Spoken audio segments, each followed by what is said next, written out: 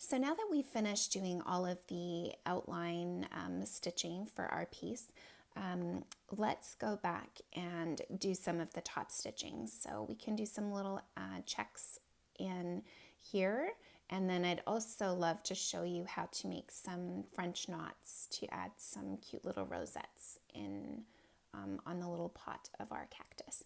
So we're going to thread the needle the same way that we did the last time. Fold your one piece of thread in half.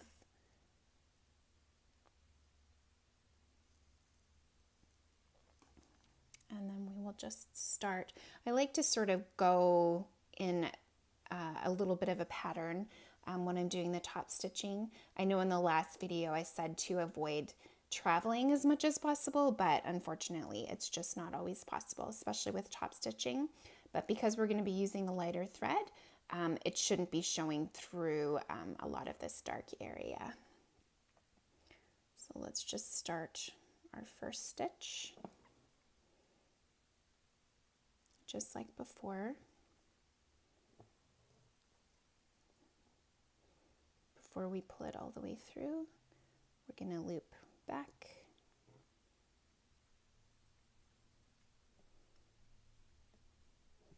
And make our little X.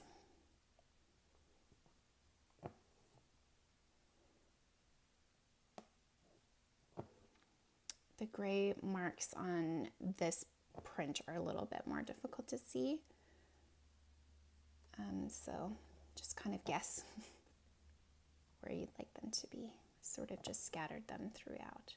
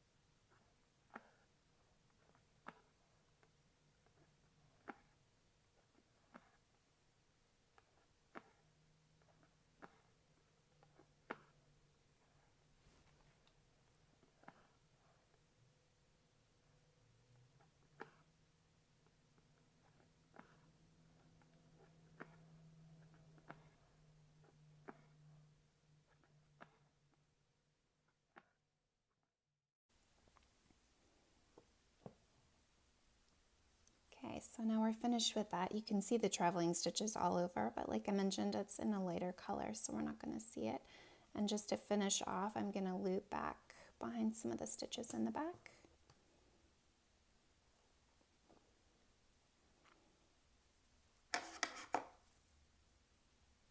And then clip my thread.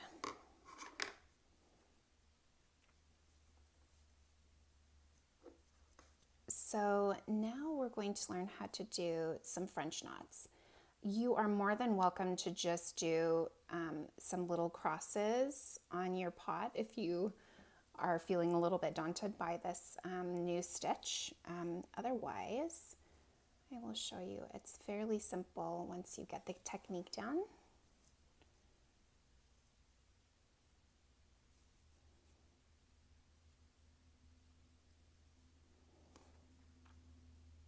So I don't want to put an extra stitch in there. So what I'm going to do is loop into the back instead of starting my stitch. Okay, so that's nice and tight. So for a French knot, what I'm going to do is I'm going to come out on the dot, come all the way through, and then hold onto your thread with your other hand. We're going to do a little bit of a twist here, and then poke it back in to where you started. I like to keep it pulled tight, and then let's pull our needle all the way through. Super cute. Let's do that a few more times so that you know how it's going to work. So come out, do a couple of twists around your needle and then poke it back in. Make sure it stays pulled tight and then pull it all the way through. Be sure not to pull too tight. We don't want to pull our knot out. But let's continue on.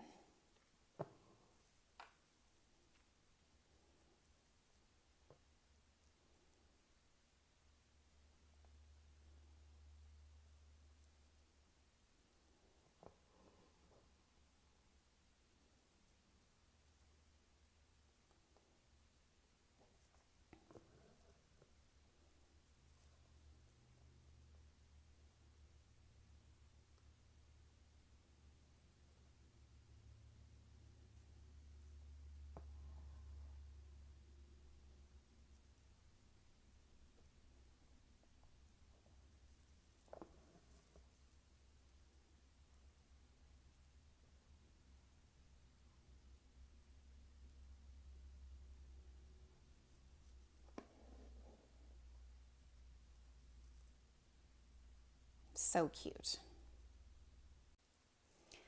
Let's talk for a minute about the lettering. If you've chosen a piece that has lettering, it's going to be fairly simple and straightforward once you have your backstitch down, the same stitch that we did for all of the outline pieces.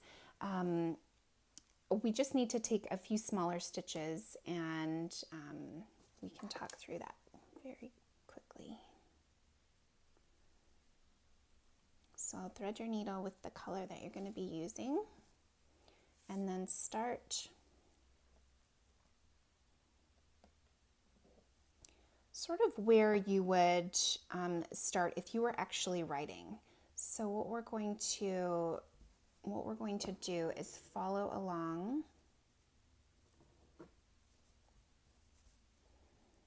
the letters sort of in the same order that we would do if we were actually writing it with our pen.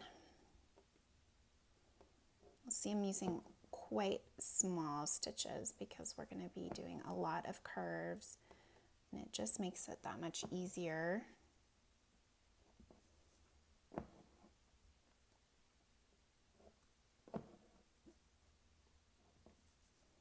when our stitches are small.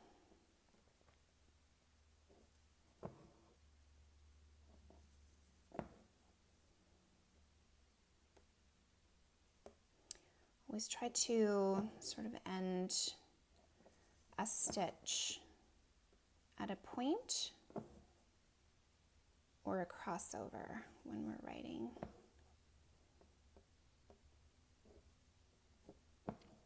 When we're writing with thread, I should say.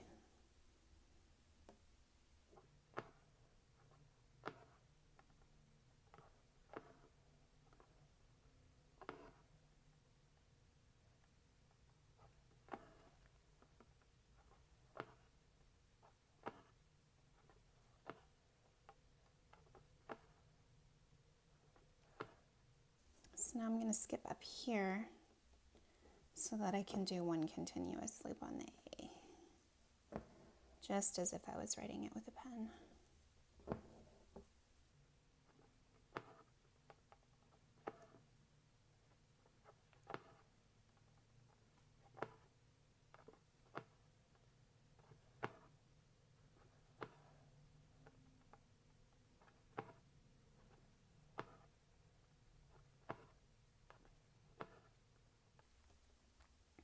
So here's our first crossover in the K. We'll put our stitch there because we're going to be coming back through there a couple of times.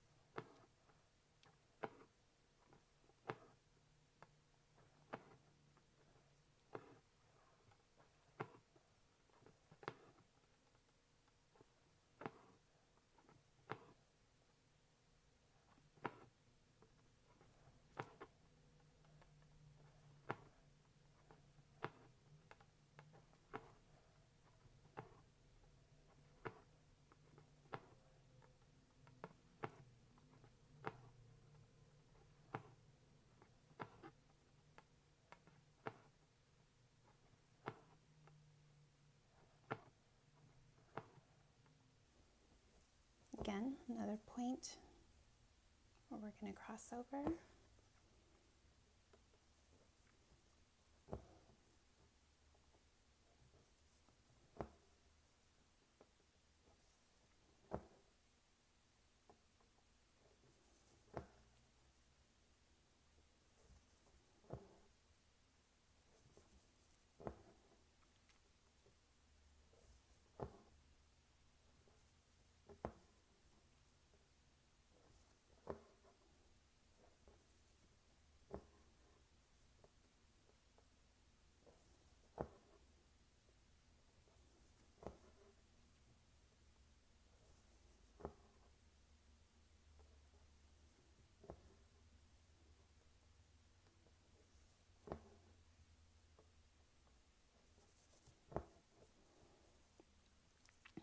And again, we'll finish off our thread after each word, just so that we don't have the carry over underneath.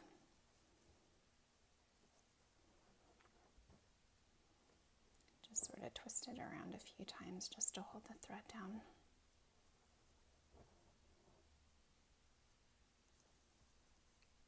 And we're done.